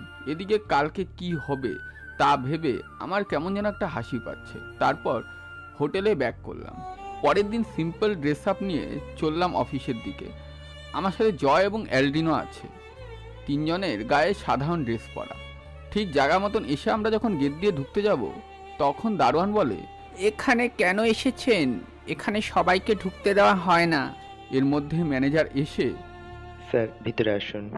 ম্যানেজারকে স্যার বলতে দেখে দারোয়ান বেশ অবাক হলো আর সরি বলল। আপনারা তো কিছুই বুঝছেন না, এখানে ম্যানেজার কিভাবে চিনল? আমি আমার প্ল্যানের কথা বাবাকে আগেই বলে রেখেছিলাম, আর বাবা ম্যানেজারকে বলেন উনি যেন আর কাউকে না বলেন এটাও বলে দেন। আচ্ছা, আপনি ভিতরে যান। আচ্ছা। আমরা তিনজন ভিতরে প্রবেশ করলাম। তখন দেখি অনেকে আমাদের দিকে তাকিয়ে আছে, কেননা সকলের ভালো ড্রেসের মাঝে খারাপ ড্রেস। আমরা গিয়ে একটা জায়গায় বসে পড়লাম আর খেয়াল করলাম আমাদের সবাই কিছুটা এড়িয়ে চলছে। তবে আমার হাসি পাচ্ছিল এই ভেবে যে যখন আমি স্টেজে উঠব তখন তো সবার ভূত দেখার মতন চমকে যাবে। অনেক মেয়ে ছিল আর কেউ কেউ ঠাট্টা বিদ্রুপ না করলেও আমাদের দেখে হয়তো মনে মনে ভাবে আমাদের এখানে ঢুকতে দিয়েছে কে। এবার প্রধান অতিথির মঞ্চে আমন্ত্রণের জন্য অনুরোধ করা হলো। মিস্টার আব্দুল চৌধুরী, আপনাকে মঞ্চে আসার জন্য অনুরোধ করা হলো। সবাই উৎসুক জনতার মতন তাকিয়ে আছে কে মঞ্চে যায়। যখন আমি মঞ্চে পৌঁছালাম তখন ম্যানেজার আমাকে স্বাগত জানালো। যারা আমাকে দেখে হাসছিল তাদের চোখ চরক গাছ। আমি অনেকগুলোর থেকে সিলেক্ট করে এখানকার স্থানীয় কোম্পানিকে রাখলাম, নাম এসজি কোম্পানি। বলে রাখা ভালো, জয়দের ওখানে রেখে আমি ম্যানেজারের রুমে এসে পড়লাম আর সেখান থেকে আমি উক্ত কোম্পানিকে সিলেক্ট করলাম। এবার মেইন অনুষ্ঠান শুরু হলো। আমার সাথে অনেকে কথা বলতে আসলো, আমিও তাদের সাথে কথা বললাম। এরপর আমরা চলে আসলাম। অনুষ্ঠান করে আমরা তিনজন চলে আসলাম। তারপর দুদিন আমরা বিভিন্ন দর্শনীয় স্থানে ঘুরলাম। এর মধ্যে ট্রান্সাইড আইডি একটি সমুদ্র তীরবর্তী অবস্থিত, লেক ওয়াইড্রাম্যান, সিঙ্গল স্ক্র্যাপ, আরও কয়েকটা জায়গায় ঘুরলাম। আজকে ক্লান্ত থাকায় শপিংয়ে যাইনি, তাই কালকে শপিংয়ে যাব ঠিক করলাম। পরের দিন এলডিনের কাছ থেকে জানতে পারলাম কভেন্ট গার্ডেন নামে যে শপিং মলটা আছে ওটা ভালো আর সব কিছু পাওয়া যায়। তাই আমি রেডি হয়ে রওনা দিলাম মার্কেটের উদ্দেশ্যে। আমি অল্প কিছু কিনলাম, বাবা মায়ের জন্য কিছু কিনে নিলাম আর এলডিনও কিছু কিনলো। অপরদিকে জয়ের জন্য অনেক কিছু কিনা লাগলো, বিয়ে বলে কথা, কিন্তু টাকা আমি দিলাম। বাবা আসার আগে আমাকে একটা কার্ড দিয়েছিল। সকালে শপিংয়ে গিয়েছি আর এর মাঝে লাঞ্চটা মার্কেটের একটা রেস্টুরেন্টেই করলাম। এদিকে শপিং করে বাসায় আসতে রাত হয়ে গেল। রাতে খাবার খেয়ে নিলাম। পরদিন আমরা চলে আসব, তাই এলডিনকে বিদায় দিয়ে আমরা প্রাইভেট জেটে উঠে পড়লাম আর প্লেন বাংলাদেশে ল্যান্ড করলো রাত 11টায়। আমি আর জয় আমাদের জিনিসপত্র নিয়ে গাড়িতে বসলাম। ড্রাইভার আমাদের নিতে এসেছিল। জয় গেল তাদের গাড়ি করে আর আমি গেলাম আমাদের। আমি বাসায় গিয়ে দেখলাম মা বাবা বসে আছে আর আমার ছোট বোন আগেই ঘুমিয়ে গেছে, তাই উনাদের জন্য আনা জিনিসপত্র আমি দিয়ে দিলাম। পরের দিন সকালে, ভাইয়া আমার জন্য চকলেট কই? আনি নাই, মজা করে বললাম। যাও, তোমার সাথে কথা নাই। বলে আমার মিষ্টি বোনটা রাগ করেছে। তোমার সাথে কথা বলবো না। তখন আমি ওর জন্য আনা চকলেট আর ড্রেস ওকে দিলাম। তখনই পাগলিটা আমার গলা জড়িয়ে ধরল। আমি তোকে এতগুলো ভালোবাসি। এভাবেই ভালো মতন দিন কাটছিল। কিছুদিন স্কিপ করা যাক। আজ জয়ের বিয়ে। বিয়েতে আমাকে যেতে হবে ওর সাথে। জয়ের বাড়ি ভালো মতন সাজানো হচ্ছে। বড়লোক পরে কথা। বাসার সামনে অনুষ্ঠানের জন্য স্টল বসানো হয়েছে। নীলাকে ইনভাইট করেছিল, কিন্তু ও হানিমুনে গেছে, তাই আসতে পারেনি। জয় বিয়ের ড্রেস পরেছে আর আমি পরেছি একটা নীল পাঞ্জাবি, সাথে একটা ব্লেজার, আর চুলগুলো স্পাইক করা, আর হাতে ঘড়ি। এক কথায় মেয়েদের ক্রাশ খাওয়ার মতন অবস্থা। বাস্তবে আমি চুল একটুকু বড় করতে পারি না। জয়া আমি ওর বিএমডাব্লিউতে, আর পিছনে অন্যগুলোতে আছে জয়ের কিছু ফ্রেন্ড আর আত্মীয় স্বজন। প্রায় 2 ঘন্টা জার্নি করার পর আমরা মারিয়াদের বাসায় আসলাম। ওদের বাড়ি ভালো মতন সাজানো। জয়সহ আমরা গাড়ি থেকে নামলাম।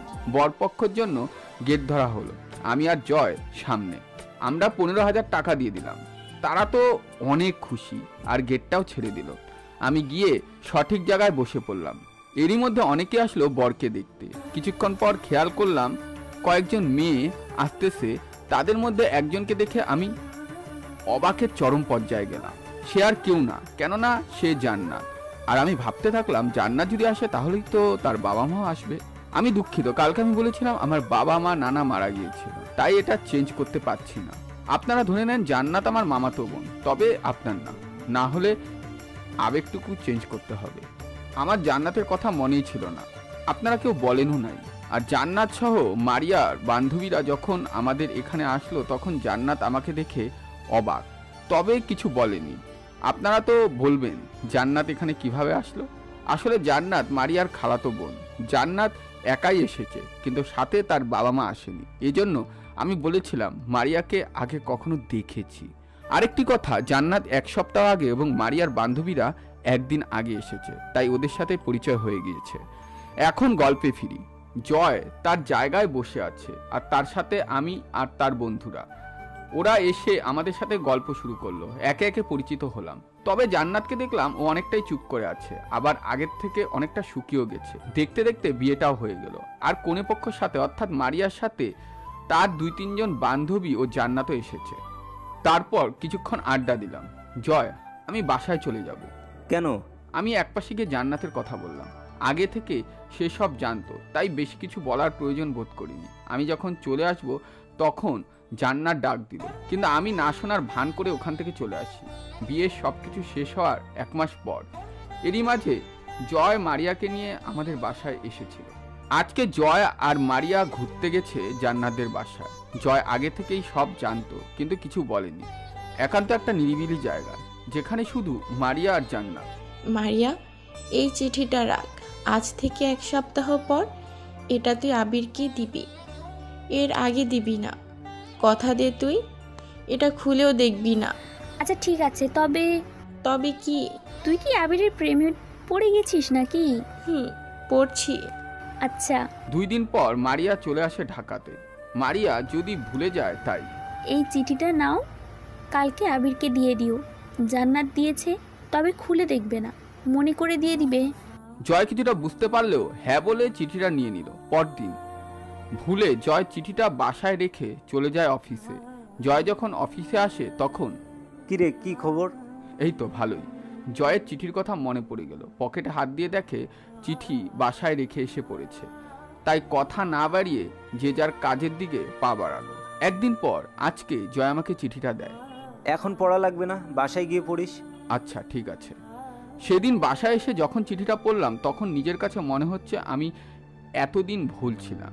যা চিঠিতে পড়ে আমার বুঝতে বাকি রইল না। আমাকে বাড়ি থেকে বের করাটা ভাইয়ার একটা প্ল্যান ছিল। অপরদিকে জান্নাতের প্রতি আমার যতটা ঘৃণা ছিল তা এখন নিজের প্রতি ভুল বোঝার কাজ করছে। এখন বোঝা লাগবে না, ওটা পরে বলবো। এর মাঝে আজকে নাইমের ফাইনাল পরীক্ষা শেষ হয়। আজকে আমি জয়দের কোম্পানিতে আমার স্থানে নাইমকে বসিয়ে দিব। যেই ভাবা সেই কাজ। যে কারণে একটা অনুষ্ঠান আয়োজন করা হলো, যেখানে সকল কর্মকর্তারা উপস্থিত ছিলেন। অনুষ্ঠানে যাওয়া যেতে পারি। অনুষ্ঠান পরিচালনা করছে দুজন, একজন মেয়ে, অন্যজন ছেলে। আপনারা জানেন এই কোম্পানিতে একজন নতুন ম্যানেজার নিয়োগ করা হবে, আর আগের ম্যানেজার চাকরি ছেড়ে দেবেন। এই কারণে প্রধান অতিথি মানে জয় অনুষ্ঠানের আয়োজন করেছেন। আমি আমাদের প্রধান অতিথিকে মঞ্চে আসার জন্য অনুরোধ করছি। এরপর জয় মঞ্চে যায় আর সকলে হাত করতালি দেয়। আপনারা জানেন আবির বা আব্দুল্লাহ এখান থেকে চাকরি ছেড়ে দেবে। এর পিছনে অবশ্যই একটা কারণ বিদ্যমান, কেননা সে এখানে চাকরি ছেড়ে তার নিজের প্রতিষ্ঠানে সিও হবে, আর আপনাদের মাঝে আসবে একজন নতুন ম্যানেজার। আমি নাইম বা আপনাদের নতুন ম্যানেজারকে মঞ্চে আসার জন্য অনুরোধ জানাচ্ছি।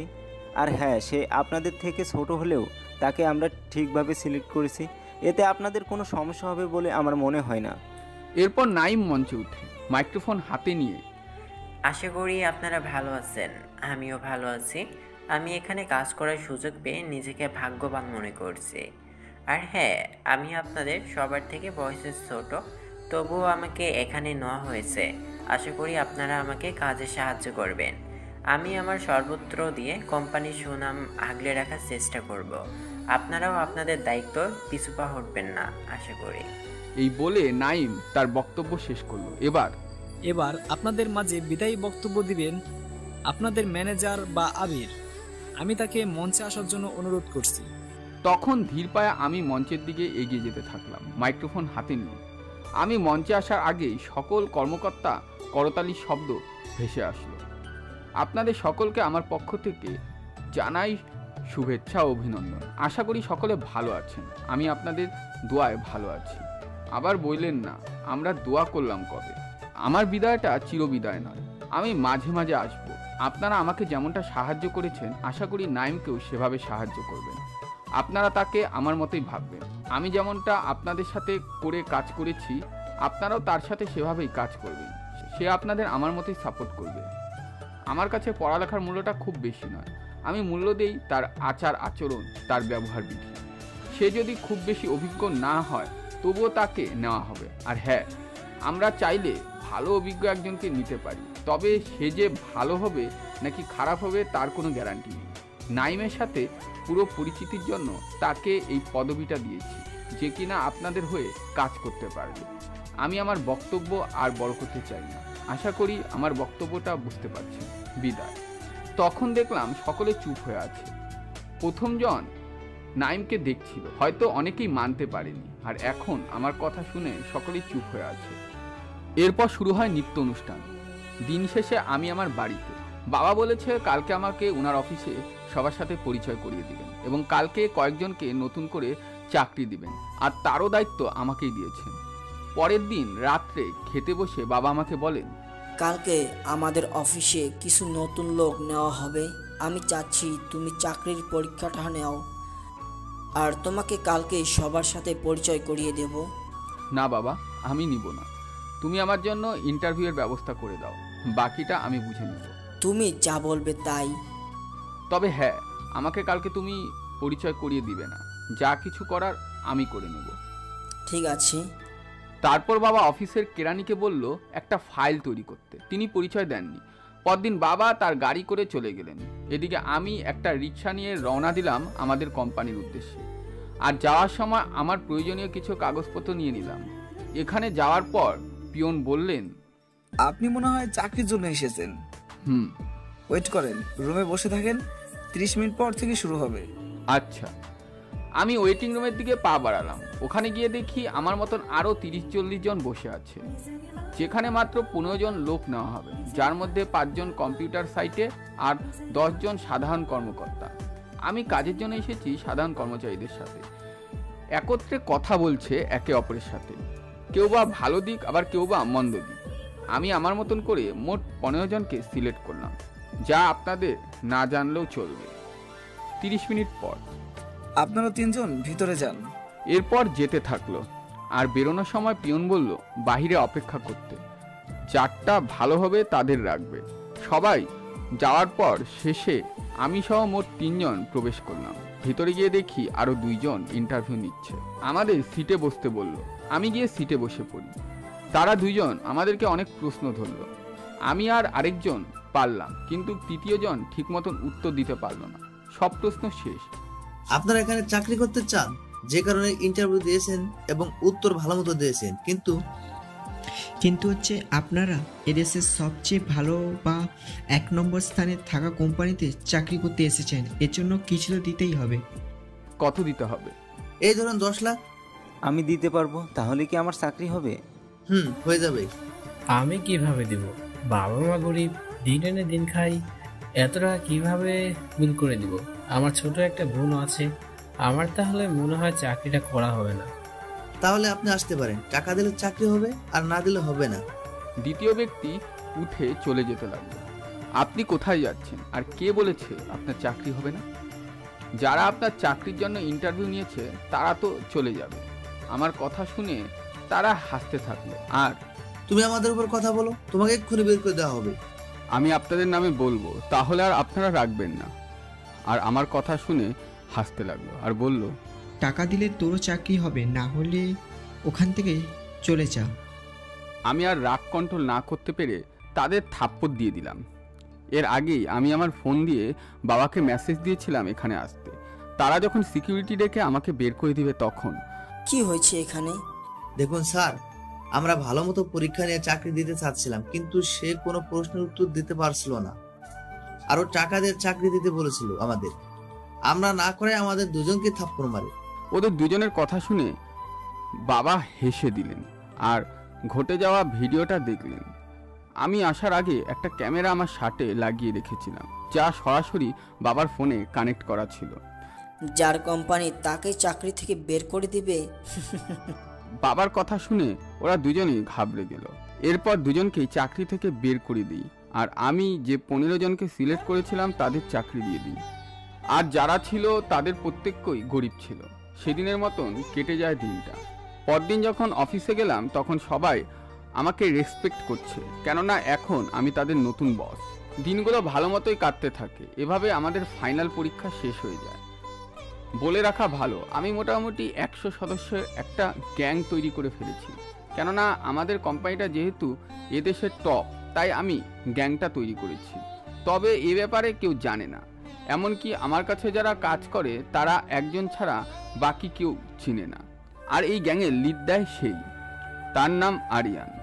আর আরিয়ানই আমাকে শুধু চিনে, খারাপ কোনো কাজে তারা নেই।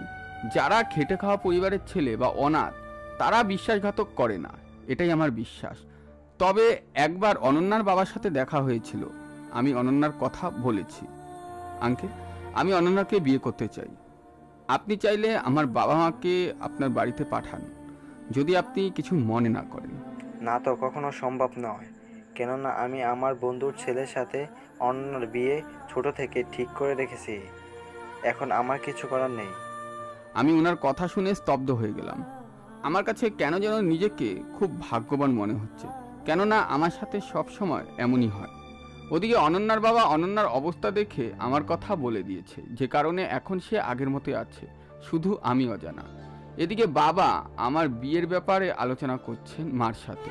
ওদিকে আমাদের কোম্পানি এবং অনন্যাদের কোম্পানি থেকে বের করে দেওয়া কর্মকর্তারা কিভাবে একত্রিত হয়েছে তা আমার অজানা। আজকে অফিসে যাচ্ছি, কিছু লোক নেওয়া হবে, এজন্য আমি ফাইলগুলো দেখছিলাম। তখন 3টা নাম দেখে আমার চোখ আটকে গেল, আর তাদের জন্য আমি বেশ কাজের ব্যবস্থা করলাম। কেননা তারা 3 জন হলো রাহাত, মেহেদি আর হাসিব, সেই পুরনো বন্ধুগুলো।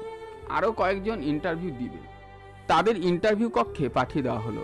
আর সিসিটিভি লাগানো আছে, যে কারণে ভালো মতনই কাজটা সম্পূর্ণ হলো। এদিকে পিয়নকে দিয়ে ওই 3 জনকে আমার রুমে পাঠিয়ে দিতে বললাম। যদিও ওদের সাথে মাঝে মাঝে আমার দেখা হয়েছে, কিন্তু আমি ওখানকার সিইও তা বলিনি, শুধু বলেছি অন্য একটা কোম্পানিতে কাজ করি। স্যার আসতে পারি? হ্যাঁ আসতে পারেন। আমি মুখে রুমাল বেঁধে নিয়েছিলাম, যে কারণে আমার কণ্ঠ অনুধাবন করতে পারেনি এবং চেয়ারটা উল্টো দিকে ঘুরিয়ে থাকায় আমাকে দেখতে পারেনি। আচ্ছা, আমি আপনার জন্য স্পেশাল কাজের ব্যবস্থা করছি, যেন আমার পাশে সবসময় থাকতে পারেন। আমি কেনই বা আপনাদের এখানে দিলাম বলতে পারেন? আমরা এখানে কাজের জন্য সব করতে পারবো। আর আপনাদের তো এখানে চাকরি করার ইচ্ছে অনেক আগে থেকেই। আমার কথা শুনে তারা অবাক। আপনি জানলেন কিভাবে? আমি রুমালটা খুলে যখন তাদের দিকে তাকালাম। তুই এখানে? তুই না অন্য একটা কোম্পানিতে চাকরি করতি? কেমনে কি? না, এটা আমার কোম্পানি। তোদের জন্য যে সারপ্রাইজটা রেখেছিলাম তা কেমন উপভোগ করলি? তুই একেবারে পাক্কা খেলোয়াড়। তারপর আমি তাদের আমার স্পেশাল অ্যাসিস্ট্যান্ট পদে চাকরি দিলাম, যেন আমার সাথে থাকতে পারে।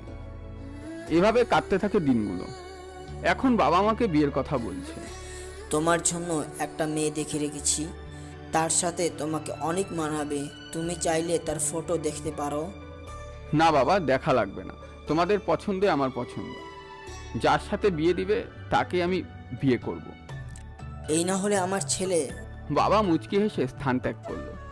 সেই হাসি কিছু রহস্য আছে যেটা আমি জানি না, তবে আপনারা অবশ্যই জানেন। আমি বাবাকে অনন্যার কথা বলতে গিয়েও পারিনি, কেননা আঙ্কেল আমাকে তার ছেলের মতন করে ভালোবাসতেন। কিন্তু তার দেওয়া তার বন্ধুর কথা তো আমি নিজের হাতে ভাঙতে পারি না। নীরবে রয়ে যাবে সব কান্না। কেন আমার সাথে এমন হয় সবসময়? যাকে প্রথমেই ভালোবাসেছি তাকে চিনতে না পারে বাড়ি ছাড়া হয়েছিলাম মিথ্যা অপবাদে, যেখানে তার ভুল ছিল না, অথচ আমি ঘৃণা করেছি। আর এখন সে আমার মায়া ত্যাগ করে অন্য কোথাও। এরপর যখন অনন্যাকে পেলাম তখন সে হবে অন্য কারো। ছোটবেলায় হারিয়েছি বাবা, জ্যাঠা, দাদা নামক ভালোবাসাকে। যদিও আপন ছিল না, তবুও আপন থেকে আপন। এটা ভাবতে ভাবতে কখন যে চোখের পানি এসে গেছে ভাবতেও পারিনি। কিছু ভালো লাগছিল না, তাই গিয়ে শুয়ে পড়লাম। মনকে বুঝালাম যা হয় ভালোর জন্য হয়, তার সাথে খাপে খাপ খাইয়ে চলাটাই আমরা মানুষ। আমি ডুব দিলাম ঘুমের অতল সমুদ্রে। প্রথম ভালোবাসা কিভাবে আমার জীবন থেকে চলে গেছে বহু দূরে। ঘুরে আসা যাক 2 বছর আগে, যখন জান্নাতের লেখা চিঠিটা পড়ছিলাম। কি লেখা ছিল সেখানে পরে আসছি। আমার ফোনে একটা ফোন আসলো, তাকিয়ে দেখি হাসান ফোন দিয়েছে। কিছু না ভেবে ফোনটা রিসিভ করলাম। হাসান বল, কেমন আছিস? আমি ভালো আছি, কিন্তু এদিকের খবরটা জানিস তুই? কেন, কি হয়েছে? জান্নাত আর নেই। ওর কথা শুনে আমি বসে পড়লাম। ঠিক যেই ভয়টা পাচ্ছিলাম তাই হলো। আল্লাহ কেন আমাকে এমনটা দেয়? একটা মিথ্যার জন্য সবকিছু হারিয়েছি, এখন তাকেও। আমার চোখ দিয়ে কয়েক ফোঁটা অশ্রু গড়িয়ে পড়ল। না, আমাকে শেষ বিদায় দিতেই হবে। তাই দেরি না করে আমি, জয় এবং মারিয়া বেরিয়ে পড়লাম চিরচেনা গন্তব্যের উদ্দেশ্যে। সাথে আমার বিশ্বস্ত লোক, যে আমার গ্যাংকে লিড দেয়, সে আর অন্য 3 জন। অপরদিকে আমার দিকে নজর থাকা আরও কেউ পিছু নিয়েছে, তা আমার অজানা। চিঠিতে কি ছিল এখন বলি। সুপ্রিয়া আবির, আমি জানি তুই আমাকে অনেক ভালোবাসতি, আর আমিও তোকে অনেক ভালোবাসতাম। কিন্তু দেখ, একটা ঝড়েই সব কিছু শেষ। এখন তোকে বলি সেদিন আমার সাথে কি হয়েছে। সেদিন তুই যখন বাসায় ছিলি না, তোর ভাই আমাকে জোর করে শারীরিক সম্পর্ক করতে বলে, কিন্তু আমি রাজি হই। তুমি যদি আমার সাথে শারীরিক সম্পর্ক না করো, তাহলে তোমার ভালোবাসাকে চিরদিনের জন্য হারাতে হবে, যার কারণে দায়ী থাকবে তুমি। তখন আমি শুধু তোর কথা ভেবে রাজি হয়ে যাই। আমার জীবন থেকে আমি তোকে বেশি মূল্য দিয়েছি, কিন্তু আমি তোকে বলতে পারিনি, শুধু তোকে বাঁচানোর জন্য, কেননা তোকে আমি ভালোবাসি। এরপর দেখ, তোর সাথে আরও কয়েকবার দেখা হলো, আমি কিছুই বলতে পারিনি, কেননা তখন আমার প্রতি তোর শুধু ঘৃণাই ছিল, আর তুই তাই শুনতে চাসনি। আর হ্যাঁ, এটা তো বলবি আমি কেন হাসি খুশি থাকার চেষ্টা করতাম, কেননা কেউ যাতে না জানতে পারে আমার ভিতরটা দাউ দাউ করে জ্বলছে, কেন উপরটা ভালো, তাই কাউকে বুঝতে দেইনি। এবার কাজের কথা আসি।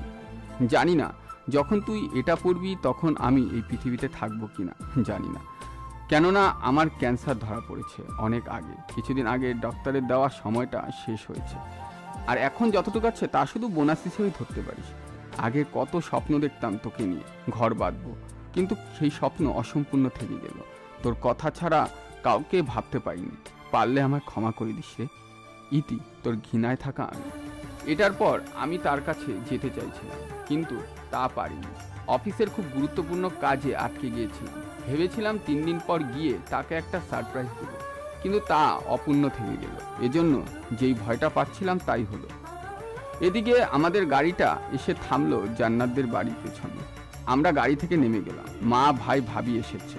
আমাকে দেখে কেউ কিছু বলছে না, তবে মামা বা জান্নাতের আব্বু আমাকে একান্ত ডাকে। শোনো, জান্নাত আমাকে সবকিছু বলেছে, যা অন্য কেউ জানে না।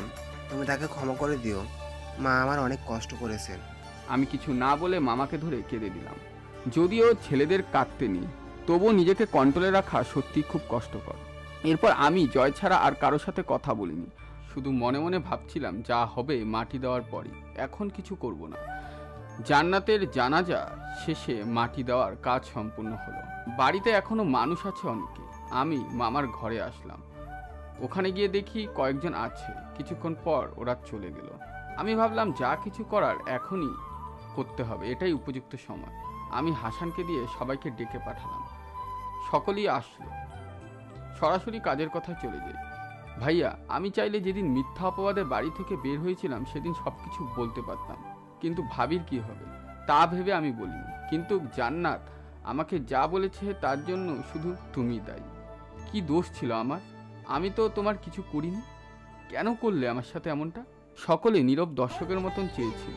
সব যেন তাদের মাথার উপর দিয়ে যাচ্ছিল। আমি সম্পত্তির নেশায় ভূত ছিলাম, তখন চাইলেও বের হতে পারিনি। কিন্তু দেখো, পরে তোকে অনেক খুঁজেছি, কিন্তু ফলাফল স্বরূপ শূন্য। আজকে যেহেতু তোকে পেয়েছি, তাই ভেবেছিলাম সব কিছু মিটিয়ে তোকে বলবো, তারপর তুই যা শাস্তি দিবি তাই আমি মেনে নিব। তবে শোন, আমার মাথায় কি ভূত চেপেছিল সেই দিন। তোরা কেউ বাসায় ছিলি না, যে কারণে আমার মাথায় শয়তানি বুদ্ধি খেলে যায় তোকে বের করার। তুই আমার আপন কেউ না। আমি তখন চাইনি আমাদের এই সম্পত্তি অন্য কেউ ভোগ করুক, তাই জান্নাতকে অস্ত্র হিসাবে ব্যবহার করেছি। এরপর তুই সব জানিস। পরে আমি বুঝেছি টাকা জীবনে কিছু না। একজনকে হারালে সমস্ত টাকা পয়সা তার কাছে কিছু না। যদিও বাসায় বলিনি, কিন্তু আমি তোকে অনেক খুঁজেছি। এখন তুই আমাকে যেই শাস্তি দিবে আমি মেনে নিব। এমন সময় গুলির শব্দ হলো। কিছু বুঝে ওঠার আগে আরিয়ান এবং তার সাথে থাকা 3 জন 5 থেকে 6টা বুলেট ছুড়ল। এবার বুঝিয়ে বলি। যখন ভাইয়া কথা বলা শেষ করলো, তখন দেখলো পরিচিত 3 জন লোকের মধ্যে একজন আমার দিকে গুলি ছুটছে। তাই আমাকে বাঁচাতে গিয়ে ভাইয়ার ডান হাতে বাহুতে গিয়ে লাগে। ভাইয়া কিছুটা শব্দ করে উঠে। ঠিক তখনই গুলির শব্দের উদ্দেশ্যস্থল আরিয়ান এবং তার সাথে থাকা 3 জনের ওদিকে গুলি ছুটছে। ওই দুজনের নিথর দেহ মাটিতে লুটিয়ে পড়ল। আরেকজন মারা যায়নি ওখানে, তাই তাকে কিছু জিজ্ঞেস করার পূর্বেই জ্ঞান হারিয়ে ফেলে। দেরি না করে ভাইয়া এবং তৃতীয় ব্যক্তিকে নিয়ে চললাম হাসপাতালের উদ্দেশ্যে। কিন্তু দুঃখের বিষয় হলো যাত্রাপথে সেও মারা গেল। আমি অনেকটা চিন্তিত হয়ে পড়লাম, কেননা কে আমাকে মারতে চায়। এদের 3 জনের সবাইকে আমার চেনা, তবে কে এরা? নাকি আমার জন্য এর থেকেও ভয়ঙ্কর কিছু অপেক্ষা করছে? আমি পড়ে গেলাম ভাবনার জগতে। অপরদিকে যারা আমাকে মারতে পাঠিয়েছে তারা ভাবছে ওর সাথে থাকা সিকিউরিটি মেরেছে, ওদের নাকি অন্য কেউ। আমাদের তাকে শেষ করাটা আরও কঠিন হয়ে গেল। সব চিন্তা রেখে আমি ভাইয়াকে নিয়ে ভাগলাম। ভাইয়া যেহেতু আমাকে বাঁচানোর জন্য নিজেকে বিলিয়ে দিয়েছে, তাই ভাইয়া এখন কিছু করতে পারেনি। ভাইয়া তো তার ভুল বুঝতে পেরেছে। রোগীর জ্ঞান ফিরেছে, তাকে দেখে আসেন।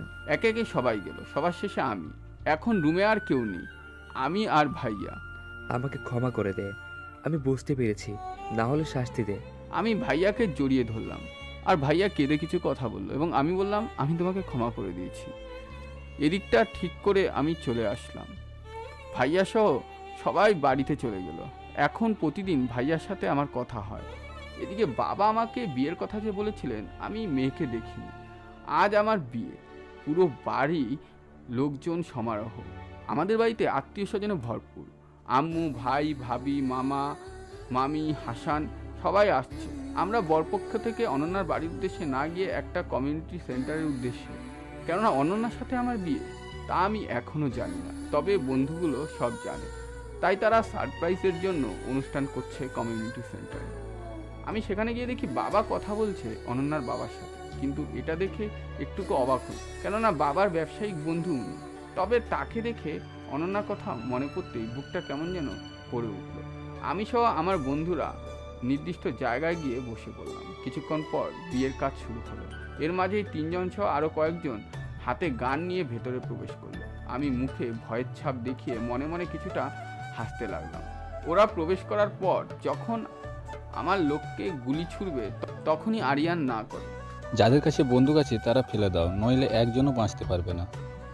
আমার লোকজন সব গান ফেলে দিল। এই 3 জন আর কেউ নয়, যাদের আমি বের করে দিয়েছিলাম। এই দিনটার জন্য অনেক অপেক্ষা করেছি, আজ থেকে শেষ করব। আমাদের অনেক বড় ক্ষতি করেছিস। এদিকে আমি হেডফোনে আস্তে আস্তে শুট, সাথে সাথে যে কজন ছিল তাদের দেহ মাটিতে লুটিয়ে পড়ল এবং তারা অবাক হয়ে আমার দিকে তাকালো। আমি আগেই জানতাম আমার সাথে এমন কিছু একটা হবে, তাই আগে থেকেই সব কিছু রেডি করে রেখেছিলাম। তখন তাদের দেহটা মাটিতে লুটে পড়ল। আমি যে একটা গ্যাং চালাই এটা এখনও কেউ জানে না। তাদের যখন জিজ্ঞেস করেছিলাম তখন আমি তাদের সিকিউরিটিকে বলে চলে গিয়েছিলাম। এদিকে বিয়ের কাজ শুরু হলো। কাজী বিয়ে পড়ালেন, কিন্তু এখনও আমার জীবনসঙ্গিনীকে দেখতে পেলাম না। গাড়িতে দেখার কোনো ইচ্ছেই ছিল না, তাছাড়া ভিতরের লাইট অফ ছিল। গাড়িটা এসে থামলো আমার বাড়ি। বউকে নিয়ে গেলাম আমি রুমে। আমি ছাদে আছি বন্ধুদের সাথে। আর কতক্ষণ থাকবি? তোর জন্য তো একজন অপেক্ষা করছে। ভিতরে গিয়ে আবার যেন চমকে না যাস, বেঁচে থাকলে কালকে দেখা হবে। ছাদ থেকে নিচে নামিয়ে আমাকে নিয়ে তারা রুমের দিকে গেল। লাইট অন ছিল। আমি গিয়ে খাটের পাশে বসে পড়লাম। খাটে গিয়ে যখনই তার দিকে তাকালাম তখনই আমি 2 হাত ছিটকে গেলাম। অনন্যা, তুমি? কেন, অন্যজনকে আশা করেছিলে নাকি? না মানে অন্য কারোর সাথে না, তোমার বিয়ে হওয়ার কথা ছিল। কিন্তু এটা তুমি, আর আমার বাবার বন্ধু তোমার বাবা। কেমনে যেন সব গুলিয়ে যাচ্ছে, আমি অঙ্কই মিলাতে পারছি না। সবার অঙ্ক মিলে, কিন্তু আমার অঙ্কই মিলে না কেন? অঙ্ক পরে মিলিয়ে নিও, এখন নামাজটা পড়ে নাও। আমি আর অনন্যা নামাজ পড়ে বিছানায় শুয়ে পড়লাম। বাকিটা ইতিহাস। পরদিন সকালে অনন্যা গোসলের পর একটা কামিজ পরে আয়নার সামনে বসে আছে। আমাকে গোসল করতে বলল। আমি ফ্রেশ হয়ে নিচে এসে দেখি সবাই বসে আছে। সারপ্রাইজটা কেমন হলো? খুব ভালো, তবে আরেকটু হলে আমি গেছিলাম। আমার কথা শুনে উচ্চস্বরে হেসে দিল সবাই। শুরু হলো আমার দুষ্টু মিষ্টি সুখের সংসার।